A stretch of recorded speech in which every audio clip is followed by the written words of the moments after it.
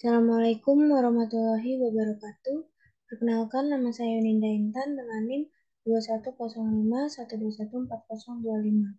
Prodi Sistem Informasi kelas 2021A.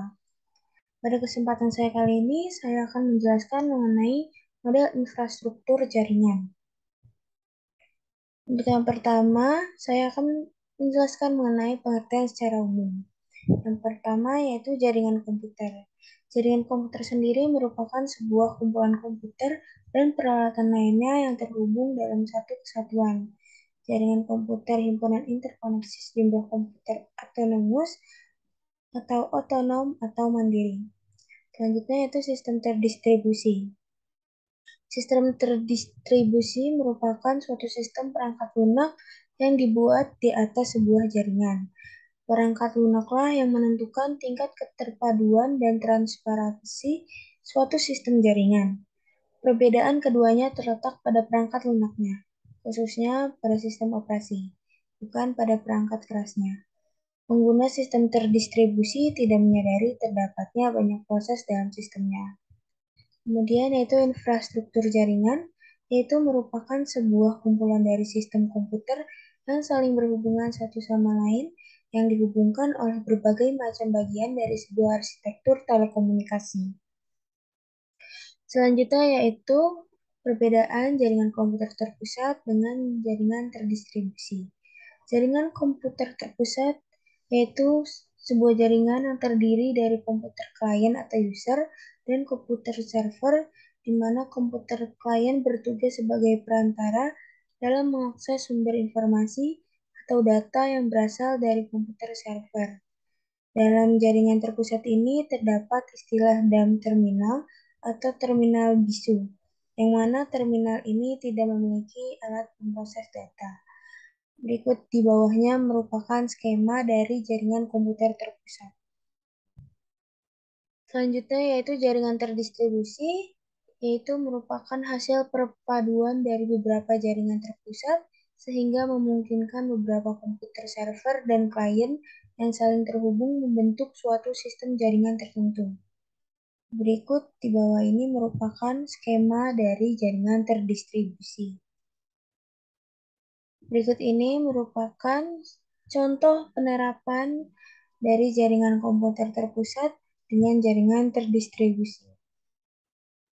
Selanjutnya yaitu data center.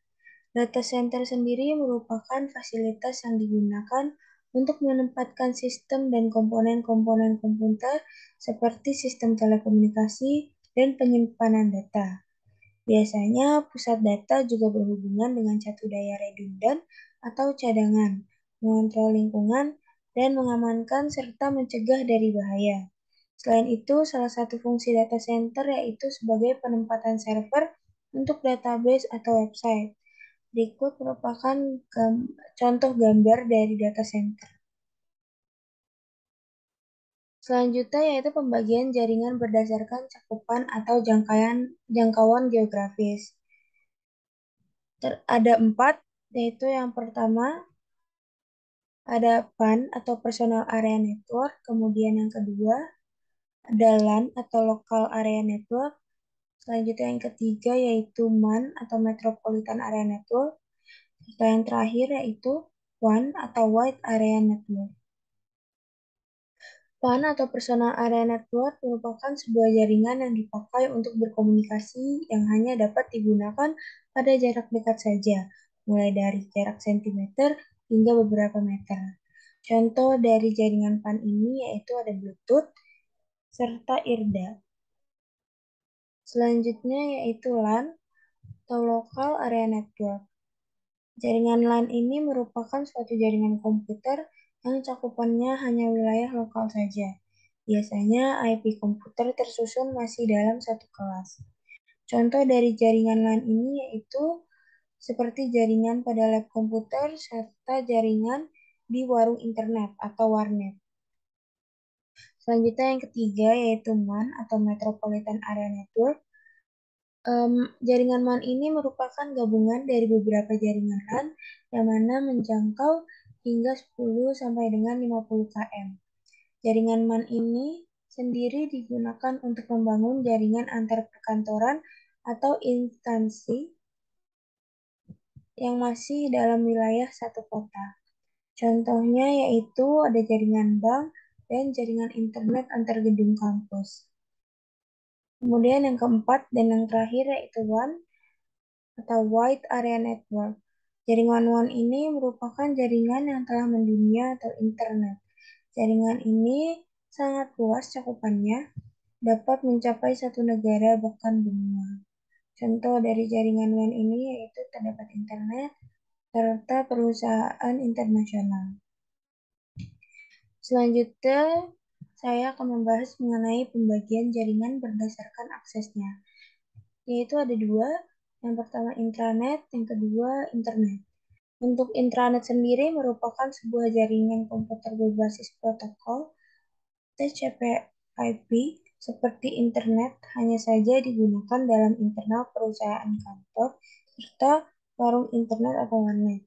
Bisa diakses untuk kalangan internal. Berikut merupakan gambar skema dari intranet. Selanjutnya yaitu internet. Internet atau kepanjangan dari Interconnection Networking, artinya yaitu hubungan komputer dengan berbagai tipe yang membentuk sistem jaringan yang mencakup seluruh dunia atau jaringan komputer global dengan melalui jalur telekomunikasi seperti telepon, radio, link, satelit, dan lainnya. Internet bisa diakses oleh publik. Berikut ini merupakan gambar skema dari internet. Selanjutnya yaitu pembagian jaringan berdasarkan cara membangunnya, yaitu ada infrastruktur dan ad hoc. Untuk infrastruktur sendiri merupakan mode koneksi infrastruktur menggunakan access point yang berfungsi sebagai pengatur lalu lintas data, sehingga memungkinkan banyak klien dapat saling terhubung melalui jaringan atau network. Kemudian ad hoc, mode koneksi ad hoc ini merupakan mode yang mana beberapa komputer terhubung secara langsung atau lebih dikenal dengan istilah peer-to-peer. Keuntungannya yaitu lebih murah dan praktis bila yang terkoneksi hanya 2 atau 3 komputer tanpa harus membeli akses point.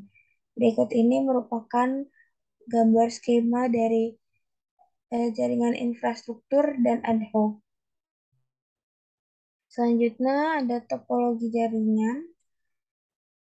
Yang pertama ada topologi bus, kemudian yang kedua topologi star, yang ketiga topologi ring, yang keempat topologi extend star, yang kelima topologi hierarchikal, dan yang terakhir yaitu topologi mesh. Yang pertama yaitu topologi bus. Topologi bus ini merupakan topologi pertama yang digunakan dalam menghubungkan komputer. Media transmisinya yaitu berupa kabel panjang dengan beberapa terminal yang terhubung ke setiap komputer. Juga pada ujung kabel harus diakhiri dengan satu terminator. Kelebihan dari topologi bus ini yaitu biaya instalasi murah, sangat sederhana, serta kabel yang diperlukan hanya sedikit. Ada pula kekurangannya yaitu sering terjadi tabrakan data, kemudian sulit dikembangkan, koneksi lebih lambat, juga tidak cocok apabila trafik padat. Selanjutnya, topologi star. Sesuai dengan namanya, topologi ini memiliki bentuk seperti bintang, dengan hub sebagai media penghubung ke tiap-tiap komputer. Topologi star ini biasanya digunakan di dalam lab komputer. Kelebihan dari topologi ini yaitu jika satu komputer rusak, maka tidak mempengaruhi komputer lain. Selain itu, ia fleksibel, kemudian keamanannya lebih baik dari topologi bus, serta mudah dalam pengembangan sebuah jaringan. Ada pula kekurangannya yaitu apabila hub sebagai pusatnya trouble, maka seluruh komputer yang terhubung juga trouble atau bermasalah. Kemudian, mahal karena membutuhkan banyak kabel. Selanjutnya yang ketiga yaitu topologi ring. Topologi ini dimanfaatkan pada jaringan dengan performa tinggi, dikarenakan butuh bandwidth yang besar untuk beberapa fiturnya. Pada topologi ini, tiap titik atau node berfungsi sebagai repeater. Ada pula kelebihan dari topologi ring yaitu performa yang lebih baik daripada topologi bus, kemudian dapat melayani pada traffic yang padat, biaya murah, serta mudah diimplementasikan.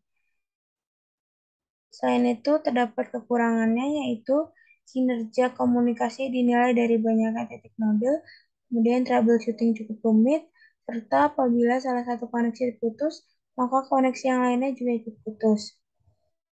Kemudian yang keempat yaitu topologi extended star. Topologi ini sama dengan topologi star.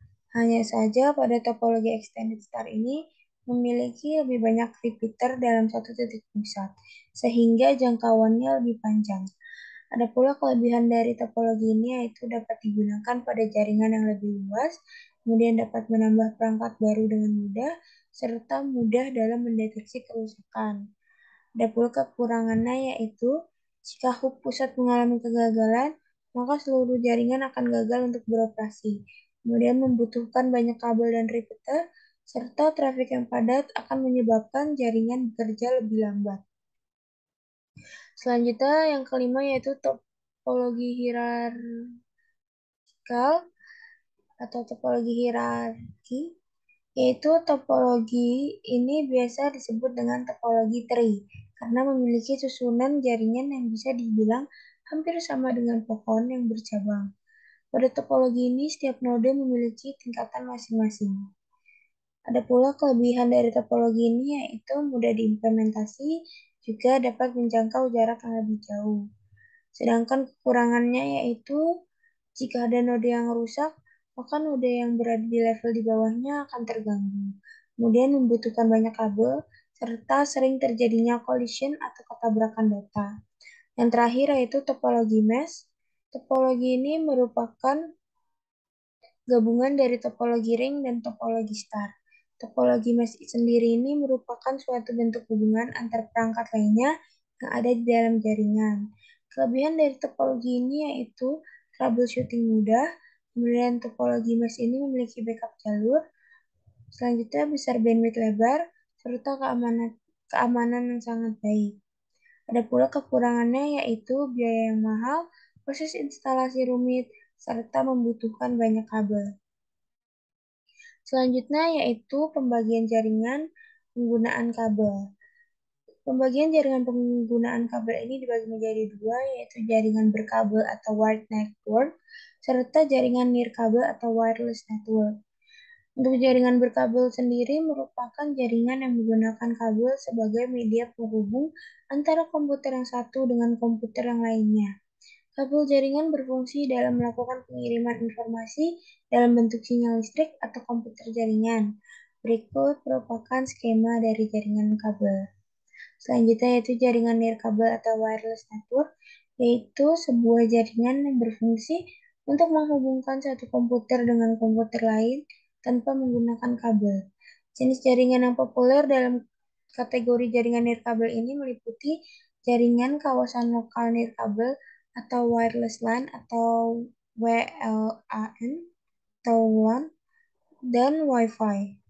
Berikut merupakan skema gambar dari jaringan nirkabel. Selanjutnya yaitu jaringan berdasarkan siarannya atau cachingnya. Yang pertama ada unicast, yaitu satu ke satu.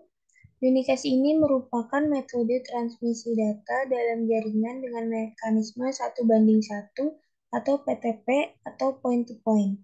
Artinya, pada jaringan ini pengiriman data hanya dilakukan antara satu alamat pengirim dan satu alamat penerima. Kemudian selanjutnya ada multicast, satu ke grup. Multicast ini metode yang digunakan hampir sama dengan broadcast. Namun perbedaannya untuk multicast ini akan melakukan transmisi data ke banyak titik poin yang tergabung ke grup alamat yang sama. Jadi, apabila terdapat perangkat yang tidak tergabung ke dalam grup, maka tidak akan mendapatkan transmisi data. Kemudian yang terakhir ada broadcast, satu ke semua. Broadcast ini merupakan metode transmisi data ke banyak perangkat sekaligus atau PTMP atau point to multipoint. Artinya pengiriman data ini dikirim ke banyak titik dan tidak perlu memperhatikan apakah data tersebut sampai ke penerima atau tidak, ataupun aktif atau tidak. Sekian penjelasan dari saya. Mohon maaf apabila terdapat kesalahan maupun kekurangan. Wassalamualaikum warahmatullahi wabarakatuh.